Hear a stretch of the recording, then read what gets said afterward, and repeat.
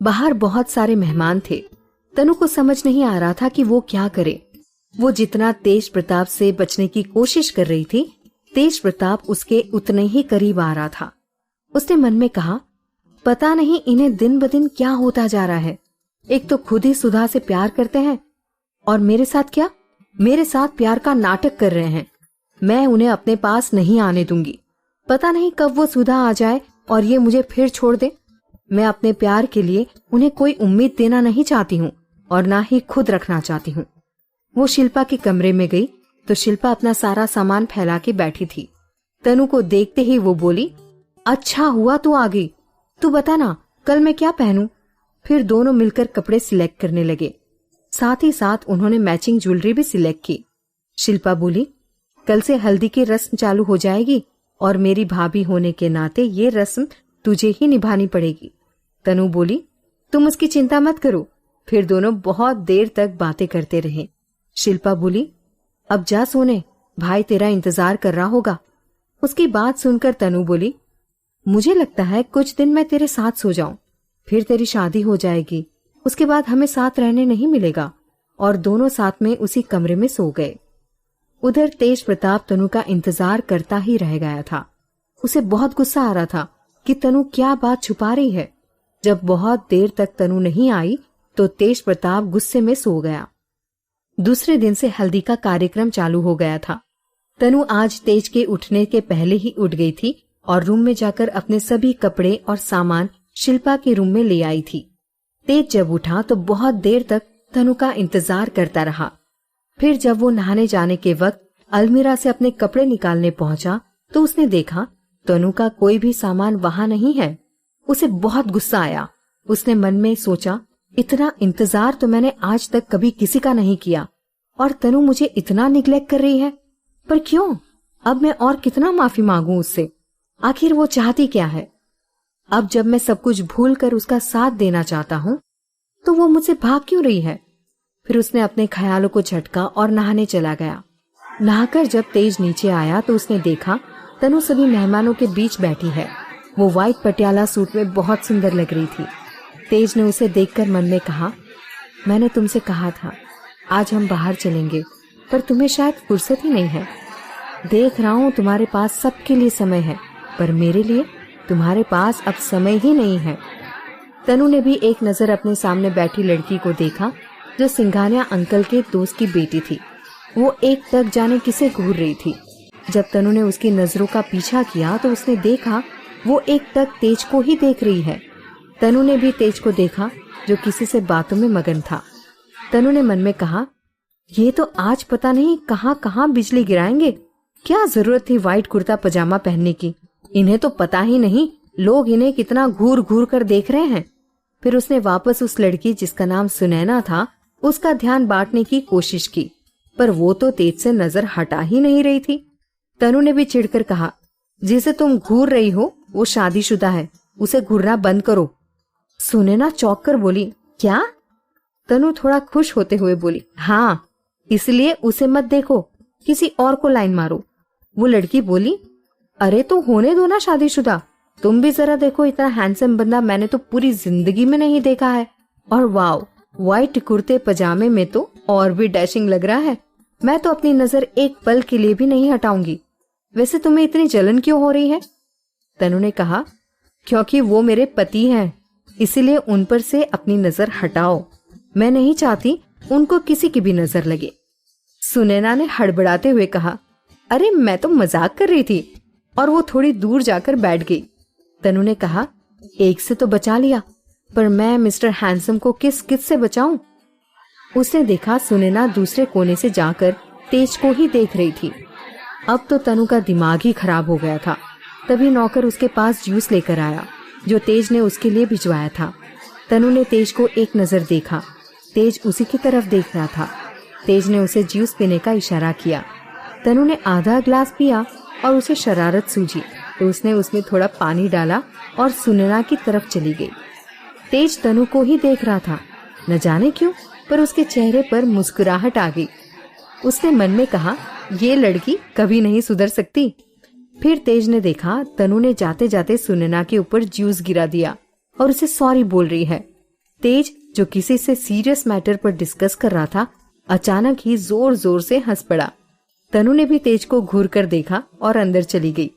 तेज के कंधे पर जब किसी ने हाथ रखा तब उसने पलट कर देखा, नानू मुस्कुरा रहे हैं। नानू ने कहा, प्यार में कभी कभी जलन भी होती है, तुमने देखा? तेज भी जवाब में मुस्कुरा दिया। तभी नानू ने कहा, चलो हम सभी बाहर चलते हैं, जल्दी ही यहाँ हल्दी का कार्यक्रम चालू हो जाएगा। तेज ने भी हाँ में गर्दन हिला दी। शिल्पा आज बहुत सुंदर लग रही थी। उसने भी येलो साड़ी पहनी थी। आज उसकी सभी ज्वेलरी फूलों की थी।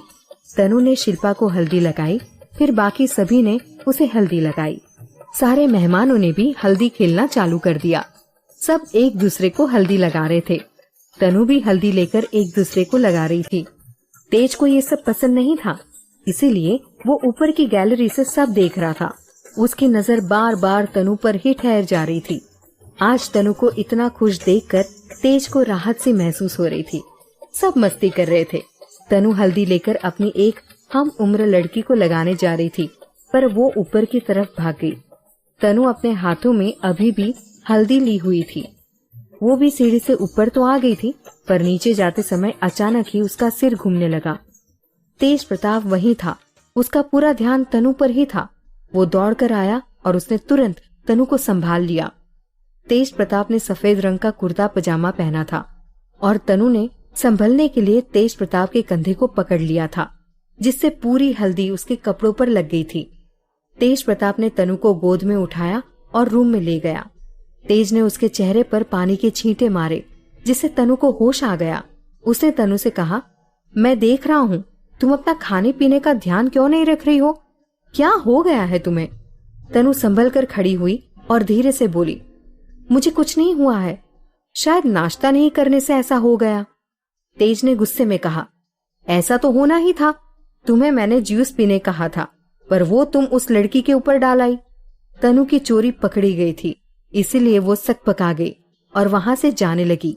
तेज ने उसका हाथ पकड़ा और कहा, तुम्हें कहीं जाने की जरूरत नहीं है, हाथ मुंह धो लो और आराम करो, मुझे तुमसे बात करनी है। तनु ने कहा, मुझे शिल्पा के पास जाना है, मैं यहाँ नहीं रहना चाहती।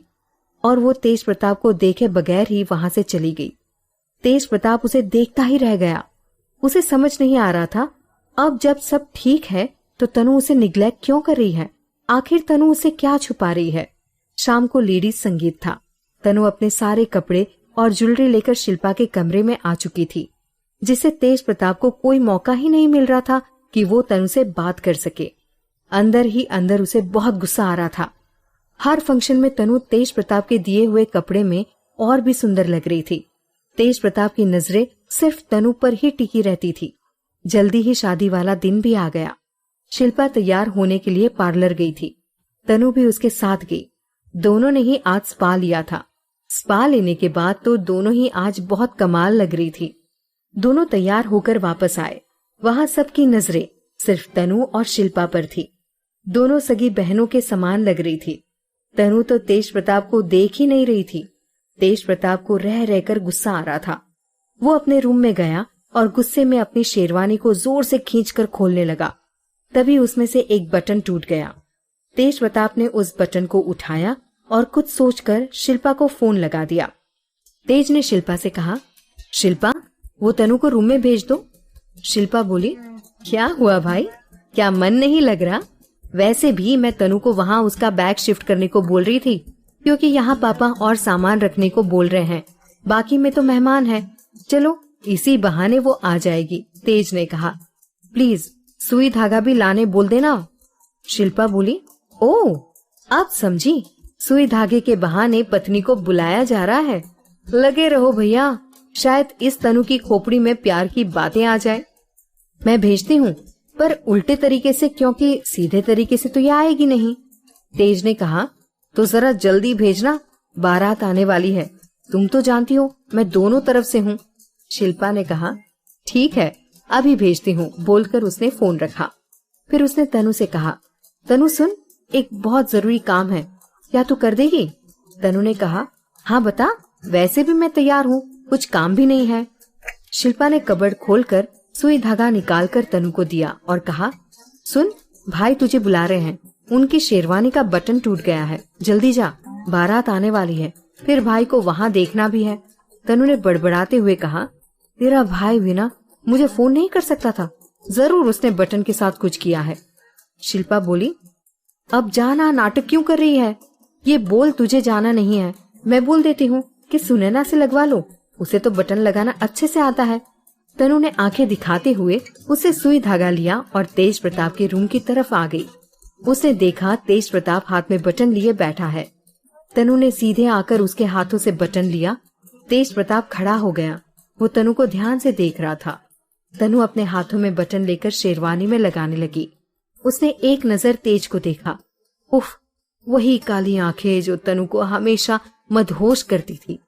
तनु ने कुछ नहीं कहा और बटन लगाने लगी। तभी तेज प्रताप ने अपने हाथ तनु की कमर पर रख दिए। वो तनु को अभी भी एकटक देखे जा रहा था। तनु घबरा गई। वो घबराते हुए तेज प्रताप की शेरवानी में बटन लगा रही थी। वहीं धीरे धीरे तेज प्रताप के हाथ तनु की कमर से होते हुए ऊपर की तरफ बढ़ रहे थे। बटन लगाने के बाद तनु ने तेज प्रताप को धक्का दिया और गुस्से में उससे बोली, आपकी हिम्मत भी कैसे हुई मुझे हाथ लगाने की? मैं कई दिनों से देख रही हूँ, नहीं करनी मुझे आपसे बात। आपको समझ नहीं आता है क्या? आप ही ने ये कॉन्ट्रैक्ट बनाया है, तो आप कैसे इसके रूल्स तोड़ सकते हैं? और मैं जानती हूँ आप मुझसे नहीं सुधा से प्यार करते हैं, तो प्लीज मेरे साथ ऐसा कुछ मत करिए, मैं आपको माफ नहीं करूंगी। फिर कुछ देर उसने गुस्से में तेज प्रताप को देखा और वहां से जाने लगी। तेज प्रताप ऐसे ही खड़ा था। फिर उसने पलटकर कहा, हाँ ये सच है, मैं सुधा से प्यार करता था, पर अब मैं तुमसे प्यार करने लगा हूं। मैं कई दिनों से तुम्हें कहना चाहता था, बस आज ऐसी गलती से हो गया। वैसे भी पत्नी हो तुम मेरी, बस इसी हक से तुम्हें हाथ लगा लिया था, पर अब नहीं लगाऊंगा। फिर वो भी गुस्से से पलटा, पर वहां तनु नहीं थी। उसने कुछ सोचा और वहां से चला गया। दोनों के बीच खाई बढ़ती जा रही थी।